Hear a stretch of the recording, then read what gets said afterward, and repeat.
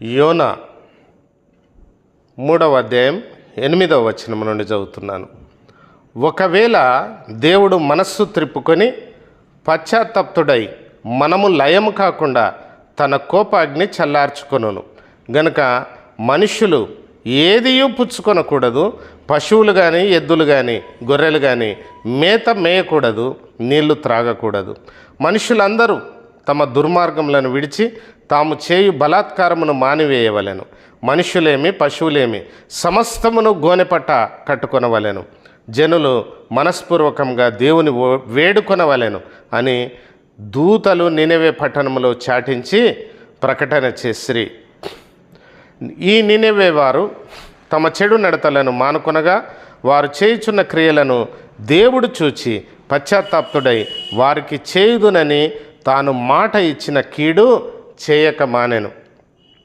ఇక్కడ చూసినట్టయితే యోనా గురించి మనకు చిన్నప్పటి నుండి సండే స్కూల్ అప్పటి నుండే మనం యోనా గురించి మనం వింటూ ఉంటాం. అయితే ఇక్కడ చూస్తే ఏమంటున్నాడు, ఇక్కడ ఒకవేళ దేవుడు మనస్సు త్రిప్పుకొని పశ్చాత్తాప్తుడై మనము లయము కాకుండా తన కోపాగ్నిని చల్లార్చుకొనును. కనుక ఇక్కడ ఏమంటున్నాడు, దేవుడు మనస్సు త్రిప్పుకోవాలను. దేవుడు మనల్ని వదిలేయకుండగా, మనల్ని వదిలేస్తే మనం ఇక ఎందుకు పనికిరాము, అందుకని చెప్పి ఆ విధంగా వదిలివేయకుండగా ఆయన ఏం చేయాలి, మనల్ని మనస్సు కఠినమైన ఉగ్రత నుండి తప్పించబడిన వారమై ఉండాలి. మనస్సు త్రిప్పుకొని పశ్చాత్తాప్తుడై, దేవుడే మనల్ని కనికరించాలి. పశ్చాత్తాప్తుడై మనము లయము కాకుండా తన కోపాగ్ని చల్లార్చుకొనును. మనము లయమైపోతే ఇక మనం కనబడం.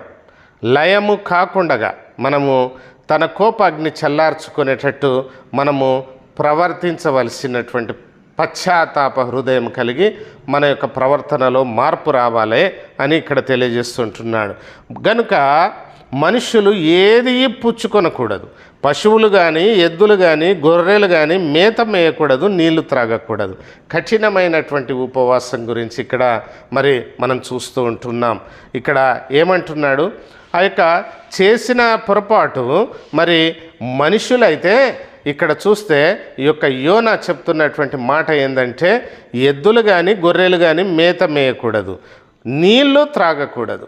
నీ పశువులు ఏవి కూడా ఏమన్నా పక్షులు ఉన్నట్టయితే అవి గింజలు కూడా తినకూడదు, వాటికి నీళ్లు కూడా అవి తాగకూడదు. అన్నంత కఠినమైనటువంటి ఉపవాసం ఇక్కడ చేయాలంటనని ఇక్కడ ఒక ఆజ్ఞ అవుతుంది. మనుషులందరూ తమ దుర్మార్గములను విడిచి తాము చేయు బలాత్కారమును మానివేయవలెను. మనుషులందరూ ఒక్కరు కాదు, ఒక గ్రామం కాదు, ఒక పల్లె కాదు, ఒక ఊరు కాదు, మనుషులందరూ వాళ్ళు ఏం చేయాలంటున్నాడు, తమ యొక్క దుర్మార్గములను విడిచి తాము చేయు బలాత్కారమును మానివేయవలెను. వారు చేస్తున్నటువంటి దుర్మార్గమైన మోసకరమైనటువంటివి ఏవున్నా వాటన్నింటిని విడిచిపెట్టాలంటనని ఇక్కడ తెలియజేస్తున్నాడు. మనుషులేమి పశువులేమి సమస్తమును గోనె పట్ట కట్టుకొనవలెను. పూర్తిగా తగ్గింపన్నట్టుగా మంచి బట్టలు మంచి వస్త్రాలు వేసుకుంటారు, చాలా ధరగలవి. ఇది ఎన్ని వేల షర్టో తెలుసా, ఇది ఎన్ని వేల ప్యాంటో తెలుసా, ఈ ఎన్ని వేల రూపాయల చెప్పులో తెలుసా అంటనని చెప్తూ ఉంటారు. అయితే ఇక్కడ దేవుడు ఏమి కట్టుకోమంటున్నాడు, ఇక్కడ ఈ యొక్క యోనా చాటించినటువంటి ఆ యొక్క పరిస్థితిలో నినెవే పట్టణములో అక్కడ తెలియజేసినటువంటి విషయం ఏంటిదంటే, అక్కడ గోనె పట్ట కట్టుకొనవలెను. గోనె పట్ట తెలుసు కదా మీ అందరికీ. గోనె పట్ట కట్టుకుంటే అదేమన్నా అందంగా ఉంటుందా? అది బియ్యం కొరకు లేదా షుగర్ కొరకు, ఇప్పుడైతే ఎక్కువ శాతం షుగర్ కొరకే దాన్ని వాడుతున్నారు, వడ్ల కొరకు వాడుతున్నారు. అయితే బియ్యం కాదు కానీ వడ్ల కొరకు లేకపోతేనేమో షుగర్ తేవడానికి ఆ యొక్క సంచులు, గోనెపట్ట సంచులు వాడుతున్నారు. అయితే ఆ గోనెపట్ట కట్టుకోవాలట. ఎట్లా? మనుష్యులు ఎక్కడి నుండి ఎక్కడికి, సింహాసనం మీద కూర్చున్నటువంటి ఆ యొక్క రాజు దగ్గర నుండి క్రింది వరకు అందరూ గోనెపట్ట కట్టుకొనవలెను. జనులు మనస్పూర్వకంగా దేవుని వేడుకొనవలెను. అంగలార్చు విద్య రావాలి ఈ సమయంలో. ఎప్పుడు దేవుని యొక్క కనికరం మానవులపైకి రావాలి. ఆ యొక్క పరిస్థితులన్నీ చక్కబడాలంటే ఏం కావాలి? అంగలార్చవలసినటువంటి పరిస్థితి ఉంది. దేవుని వేడుకొనవలెను అని దూతలు నినవే పట్టణములో చాటించి ప్రకటన చేసిరి. ఈ నినవే వారు తమ చెడు నడతలను మానుకొనగా వారు చేయుచున్న క్రియలను దేవుడు చూచి, ఎవరు చూడాలి? మన పరిస్థితులను అన్నింటిని బట్టి మనల్ని చూసేవారు ఎవరయ్యా అంటే దేవుడు మనల్ని చూడాలి. చూచి పశ్చాత్తాప్తుడై వారికి చేయుదునని తాను మాట ఇచ్చిన కీడు చేయక మానెను. హల్లెలూయా! ఆశ్చర్యకరమైనటువంటిది. ఇక్కడ మనుష్యులు వారి యొక్క మార్పు కావాలంటేనని, వారు తగ్గించుకోవాలని, వారు దేవుని యొక్క సన్నిధికి రావాలంటేనని దేవుడు తన యొక్క ఆలోచన ఉండే. తాను ప్రేమించినటువంటి వారు వీళ్ళంతా మానవులు. అయితే వారు దేవుని సన్నిధికి రావాలని తాను కోరుకుంటున్నాడు.